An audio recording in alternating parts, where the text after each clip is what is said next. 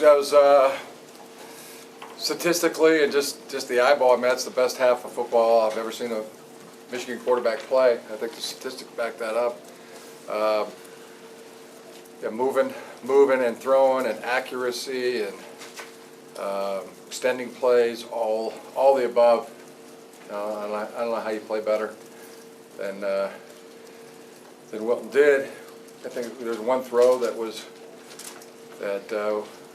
it wasn't a great throw. That was it. You know, other than that, it was a perfect game as a quarterback. And that's really tough to do.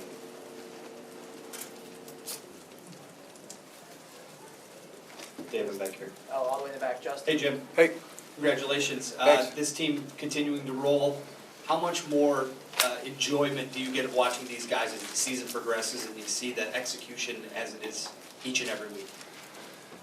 I enjoyed it a lot. I really felt that the week of practice that we had was outstanding. And then when you have a week like that where it seems better every week and the practices are really sharp and crisp, and you want to see that again on game day. You know, you feel like you're going to be, if you're good in practice, you're going to be good in the game. And I thought our guys were great in practice this week, and then they were great in the game. So it was get a lot of enjoyment from that. Right here in the front, John. Devion Smith went over 100 yards. I know you talked about Yep. liking how hard he runs. How did he look to you today? He looked great. He really did. He was one of the big factors in our team's success.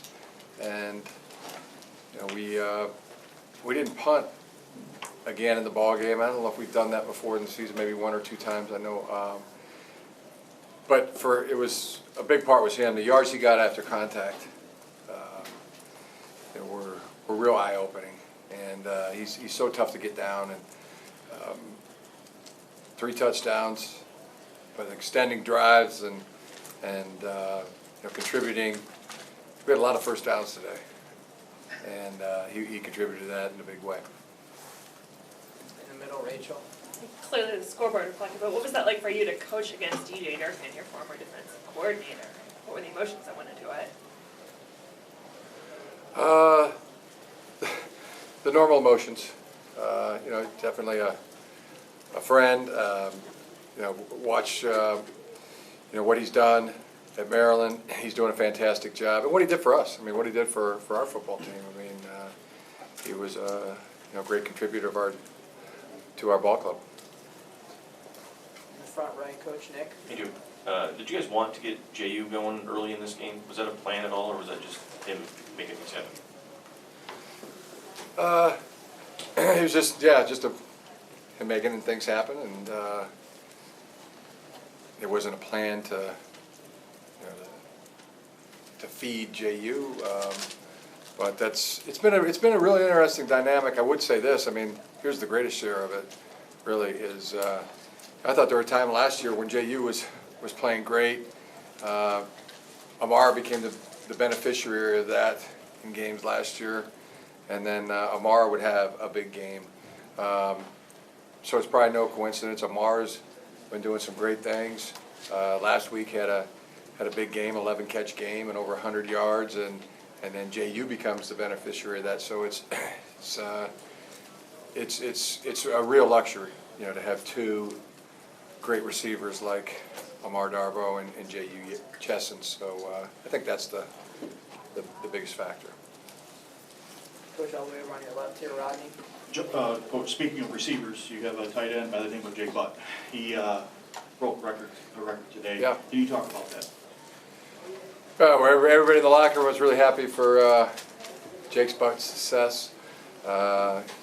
Team gave Jake a game ball after the game, and you're talking about Kramer and Mandich, Caddis, some tremendous tight ends that have come through here.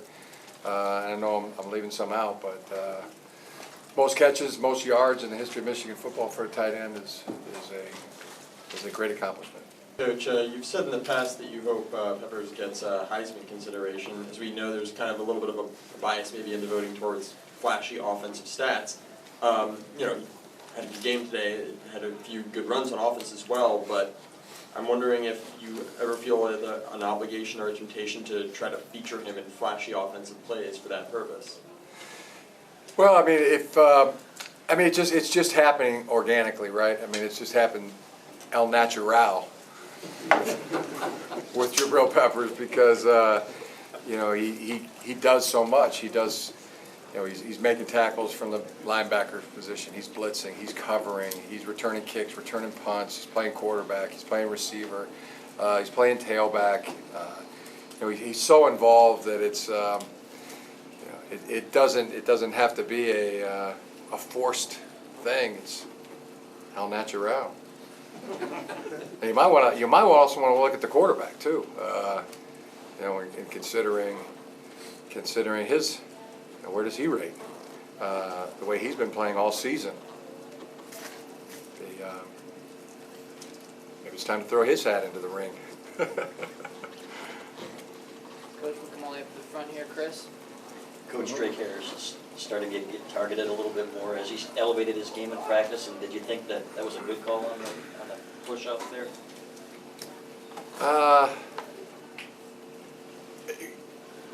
No, I didn't think it was a good call because I've watched all the games that I've watched this year, and you know, something like that's never been called. I didn't think he changed the direction of the defender. I didn't think he pushed off the defender. And the other one was, I'm bewildered by Chris Evans's non-touchdown. I don't understand it. I don't know what ruling they're leaning back to say that wasn't a touchdown. You know, he seemed to be clearly inside the pylon. What does it take? You have to kick the pylon. You have to touch the pylon with the ball now to score a touchdown. The ball breaks the plane of the goal line. It's a touchdown. The goal line extends past the out of bounds. From everything I've ever been told. And the explanation is, well, he didn't get a foot inbounds into the end zone. And to me, it's breaking the plane. That's what I've always been taught. I mean, there's a lot of times where running backs jump over the pile. You know, they bump over the top. The ball just breaks the plane, and they get pushed back, and it's called a touchdown. They didn't have a foot into the end zone or a body part that was in the. So I don't know. It offends my football sensibility in all ways that wasn't a touchdown. And then Drake's just because he made such a great play. Yeah. You know, Chris makes such a valiant effort. You know, on the play, tremendous catch and run, a circus catch, and then a tremendous run in the open field and through traffic. And into the end zone for the apparent score, and he doesn't get rewarded with that. That offends I think that would offend the football gods as well. I think they would be offended by that. All right. And a great catch by Drake as well. I mean, that was one great catch, and you know, he continues to work extremely hard and contributed last week in the Michigan State game. Ran a tremendous route, and a pass interference was called, and he wasn't rewarded again this week. You know, got grabbed last week and didn't get a chance for the touchdown catch, and then he made a circus catch this week, and it, you know, didn't stand. So, but very pleased that so many guys are you know, working so hard at this to be good and onward. You know, we talked about it after the game. We'll enjoy it for amount of time, but the amount of time needs to get shorter and shorter and quicker moving on to the next game and as we go down the stretch.